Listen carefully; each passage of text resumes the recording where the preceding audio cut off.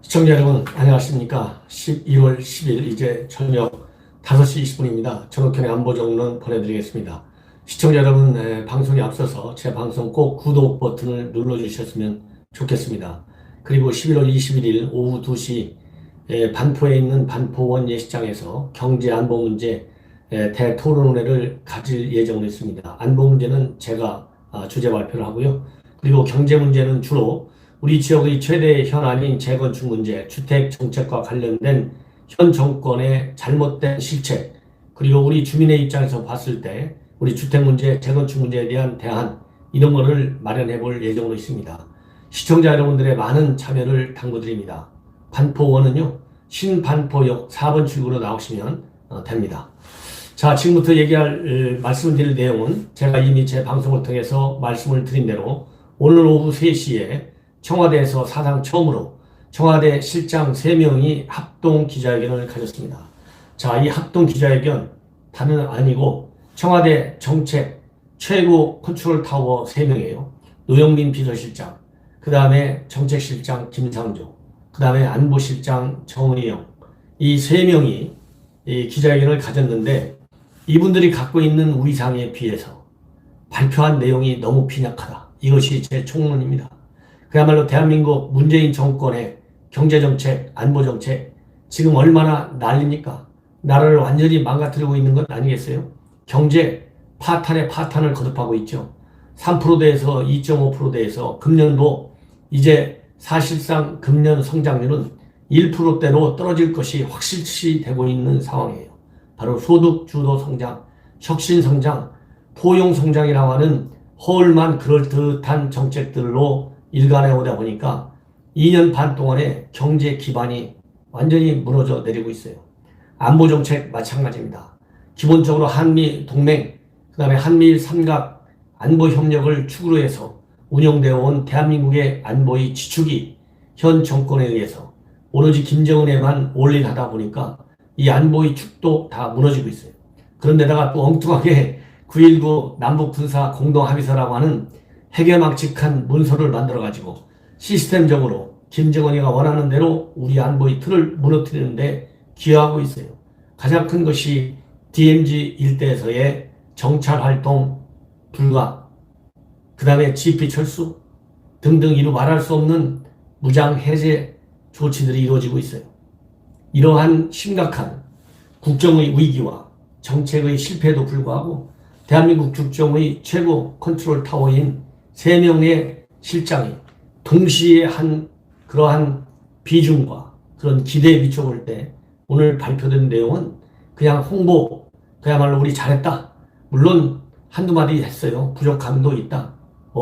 아프게 생각한다. 이런 말이 있었지만 과연 전반적인 국정 운영의 실패, 그 내용에 비춰볼 때 이분들이 얘기한 그 말의 의미가 그 실정의 수준에 가까이 갈 수 있는 표현인지 저는 반문하지 않을 수 없습니다. 그러면서 오늘 얘기한 것이 지금까지 2년 반은 국가를 정상화시키는 시기였고 앞으로는 이제 국가를 정상화해서 새로운 대한민국을 만들기 위한 도약의 시기로 2년 반을 보내겠다고 그랬어요. 말들은 아주 잘해요. 본래 좌파들이 말을 잘하잖아요. 자, 기본적으로 이 집권 2년차 전반기에 이분들이 자랑한 걸 보면요, 기가 막힙니다. 예, 물론 이 조선 자동차 산업 구조조정 위기 잘 극복했다. 그 다음에 세계 최초 5G 상용화를 통해서 인공지능과 데이터 경제의 굳건한 토대를 만들었다. 또 일본의 부당한 수출 규제에 당당하게 대응했다. 그 다음에 소재 부품 장비 산업이 자립하고 더 크게 성장할 수 있도록 전화위복의 계기를 만들었다.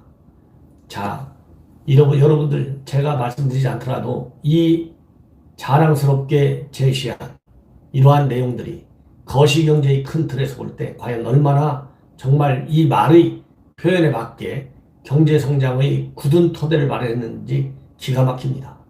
현재 경제의 기본 틀을 망가뜨리는 소득 주도 성장 정책의 잘못에 대해서는요, 단 한마디 말이 없어요. 정책 실자까지 나왔으면 이제 디테일한 부분 정말 자세하게 국민들께 양해를 구하고 사죄를 하고 그리고 정책 대안을 발표해야 정책실장이 한 기자회견에 보람이 있는 거 아니겠어요? 두리뭉실하게. 그러면서 어디까지 지금 얘기를 하고 있느냐? 교통사고 사망자 수 줄은 것까지 칭찬, 자랑을 하고 있고 고성 산불 진화된 것까지 자랑을 하고 있어요. 자, 물론 고성 산불 매우 중요한, 그야말로 조기 진화가 매우 중요했던 큰 산불이었죠. 교통사고 세계 항상 1등 한다는 과거의 기록 우리 부끄러웠습니다. 시인합니다. 그러나 지금 현재의 국내외 정세를 볼 때, 느닷없이 일요일날 대낮에 기자회견한 그 타이밍으로 볼 때, 임기 절반에 상당하는 실패 국정의 현상으로 볼 때, 그리고 오늘 기자회견한 주인공들이 청와대 최고의 실세 컨트롤 타워인 것으로 볼 때 이런 얘기를 할 때냐 이거예요. 과연 소득주도 성장 정책이 왜 실패했고 이 정책을 앞으로 어떻게 바꿔나갈 것이며 우리 대한민국 경제 지난 2년 반 동안 어떻게 예측을 하고 왔는데 2년 반을 해보니까 이렇게 경제를 망가뜨려놨다. 고개를 못 들겠습니다. 죄송합니다. 그래서 앞으로 2년 반 동안은 이러한 정책 대안을 가지고 열심히 하겠습니다. 이 좌파 성격의, 인형 성격의 소득주도 성장 정책, 이거 버리겠습니다. 이 정도는 나가야. 그리고 부동산 문제 지금 얼마나 심각합니까? 예? 분양가 상한제, 그 다음에 초과이익 환순제, 그 다음에 세금 문제 얼마나 심각합니까? 그 다음에 복지 포퓰리즘 얼마나 심각합니까? 일자리 창출 문제 얼마나 심각합니까? 일자리 창출은 왜 안 되었는지 이걸 반성해야 될 거 아니겠어요? 그런 얘기가 전혀 없이 이렇게 성찰이 빠져있는 자랑 일변도에 지금 치매국가 책임 완성제, 문재인 케어 이런 걸 얘기할 때입니까 지금? 문재인 케어 때문에 건강보험 적자가 얼마나 심각해지고 있고 치매국가 책임제는 과연 실질적으로 어느 정도 내실 있게 진행될 수 있는 프로그램인지. 그 다음에 안보 문제 마찬가지입니다. 안보 문제는 제가 좀 더 디테일하게 여러분께 말씀을 드리겠습니다. 정의용 안보실장 얘기한 거 가지고 제가 좀 강론으로 들어가서 얘기하겠습니다. 먼저 금강산 관련 문제인데 시설 그러지 않아도 알고서 재개발이 필요하다. 재개발이 필요하기 때문에 북측과 적극 협의하겠다. 이게 공자 같은 얘기만 하고 있어요. 그러면 북한이 이 너저분한 시설들 다 걷어가라. 이 얘기 하기 전까지는 왜 재개발이 필요하다는 그 필요성을 단 한 번도 말을 하지 않았나요?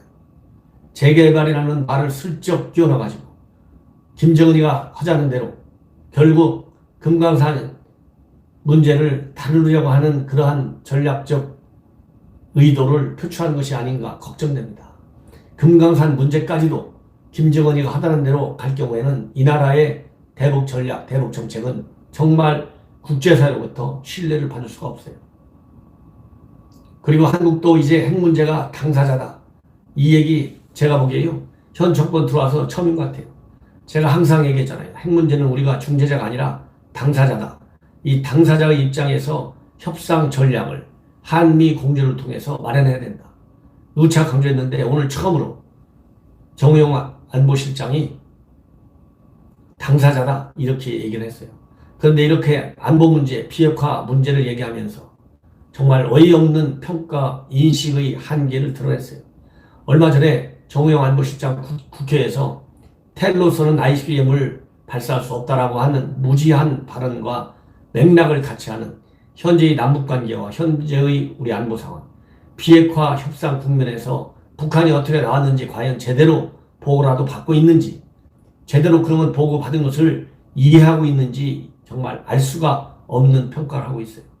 뭐라고 하고 있냐면요. 지금 현재 평화 문제에 관해서 말씀을 이제 드리겠습니다. 지금 뭐라고 되어 있냐면 한반도 평화체제 프로세스가 잘 가동이 되고 있답니다. 여러분들 한반도 평화 프로세스가 지금 잘 가동되고 있습니까? 그 다음에 냉전 구도가 해체되고 평화체제 구축을 계기를 마련했다고 비핵화 협상의 진전을 견인했다고 하는데 시청자 여러분 동의하십니까? 냉전 구도가 해체됐어요 지금? 냉전 구도가 더 심화되고 있어요. 왜?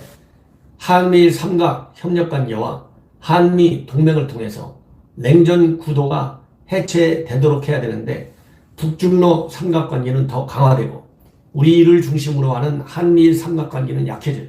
그러다 보니까 냉전 대결 체제가 중국의 팽창주의를 기초로 해서 더 강화되고 있지 않습니까? 더군다나 북한이 핵 미사일을 몰래 비밀리에 그동안에 협상 국면임에도 불구하고 진행되어 온 거 다 아는 거 아니에요? 이로써 사실상의 실질적인 냉전 구도는 더 심화, 발전되고 악화되고 있어요. 그렇기 때문에 우리에 대한 안보 위협의 심각성은 더 커져가고 있다고 봅니다. 그리고 평화체제 구축 계기가 마련됐습니까? 평화체제 구축하기 위해서는 북한이 핵미사일 포기가 가장 기본이에요. 거기 플러스 알파, WMD까지 나가야 됩니다. 이걸 미국이 요구하고 있어요. 그런데 이러한 미국의 빅딜 전략 요구에 김정은이가 지금 어떻게 하고 있습니까? 일체 협상에 나오지 않고 있잖아요. 그런데 어떻게 평화체제 구축의 계기가 마련했습니까? 그러면 금년도 5월서부터 10월까지 12번에 걸쳐서 김정은이가 몰래 개발해온 첨단 무기 신종 4세트, SLBM까지 할 경우에는 5세트를 개발한 거. 이게 평화체제 구축의 계기이고 냉전 구조의 해체입니까? 지금 GP 철수했다고 해서 몇 개 없앴다고. 그 다음에 DMZ 일제에서 9.19 남북 군사합의를 통해서 정찰활동 안 한 거가 냉전 구도 해체인가요? 우리의 무장 해체라고 저는 봅니다. 그리고 비핵화 협상 진전 절대 안 됩니다. 이런 전략 가지고서는. 정말 참 불행한 평가다. 이런 말씀을 드리지 않을 수가 없어요. 그 다음에 한일 관계 마찬가지입니다. 지금 지소미아 한마디로 일각에서 창의적인 제3의 해법을 찾고 있을 수도 있다. 그래서 이 종료 시한을 유예하는 방안도 그 중에 하나가 아니냐 이런 얘기가 나오는데요. 제가 보기에는 저는 이럴 때는 그런 꼼수를 부리면 안 돼요. 전공법으로 딱 연장 이렇게 하면 되는 것이지. 뭐 유예를 그러면 뭐 1년까지 유예하겠습니까? 한 달 유예할 겁니까? 일본은 절대 움직이지 않습니다. 우리가 저는 원인 제공을 했다고 봐요. 바로 강제징용 배상 판결을 통해서 우리가 원인 제공을 했고 그 다음에 치유화해재단 없애버렸잖아요. 폐쇄 조치했잖아요. 이거 위안부 문제 이것도 다 현 문재인 정권이 이념에 입각한 대일 외교를 통해서 먼저 원인 제공을 했다고 하는 것이 저의 판단입니다. 이렇게 원인 제공을 먼저 해놓은 현 정권이 한일 관계를 정상화시키어야만이 지소미아 복귀를 하겠다 이렇게 얘기했어요. 이거 그야말로 항상 얘기지만 외교는 국력에 비례하는 겁니다. 국력에 비례하는 외교를 제대로 인정하고 이 냉엄한 정글이 법칙이 작용되는 국제관계와 외교관계를 다뤄야 성공하는 외교, 성공하는 안보체계를 구축할 수 있어요. 더군다나 미국이 관여는 하지만 중재는 하지 않고 있고 미국이 우리에게는 지소미아 복귀하라고 종용을 하지만 일본에 대해서는 수출 규제를 풀으라고 우리한테 종용하는 것만큼 요청을 하지 않고 있는 이 냉엄한 국제정치 현실을 왜 모르고 있는지 알 수가 없습니다. 그리고 지금 지소미아 파괴로 인해서 일본과 군사교류가 완전히 차단되는 것도 아니고 우리 안보에 미치는 영향도 제한적이다. 그리고 이 지소미아 한일 관계의 문제이지 한미 관계는 전혀 한미 동맹 관계는 영향이 없다. 자, 이런 인식, 과연 이것은 테러, ICBM 발사가 불가능하다. 이렇게 얘기하는 것 똑같이 외교 안보에 대한 무식, 이것을 저는 나타내주고 있다. 정말 걱정스럽다. 이런 말씀을 드리지 않을 수가 없습니다. 자, 마지막으로 한두 가지만 더 말씀드립니다. 사면 문제에 관해서 질문을 받았는데 노영민 실장이 예기치 못한 질문이라 이러면서 준비는 해놓지만은 실제로 이게 현실화 되느냐 안 되느냐 이것은 별도의 문제다 이렇게 얘기를 했어요. 이 얘기는 결국은 이제 연말이 가까우면 결국은 박근혜 대통령의 사면 문제가 나올 텐데 이런 거와 관련해서 볼 때 박근혜 대통령 사면은 또 조원진 의원이 문재인 대통령 모친 이 상가에서 문상했을 때 또 꺼냈다고 그래요. 자, 이런 걸 본다면 실무 차원에서는 검토할 수 있는데 이것을 대통령이 어떻게 현실화시킬지 안 할지는 별도의 문제다. 이렇게 단도직입적으로 대입을 시켜보면 그렇게 맞게는 해석이 안 된다. 이런 말씀을 드리고 싶고요. 그 다음에 인사 풀 문제. 지금 뭐 조국 인사 문제. 여기에 대해서 이 야당한테도 인사 제안을 했다. 이런 얘기를 하고 있어요.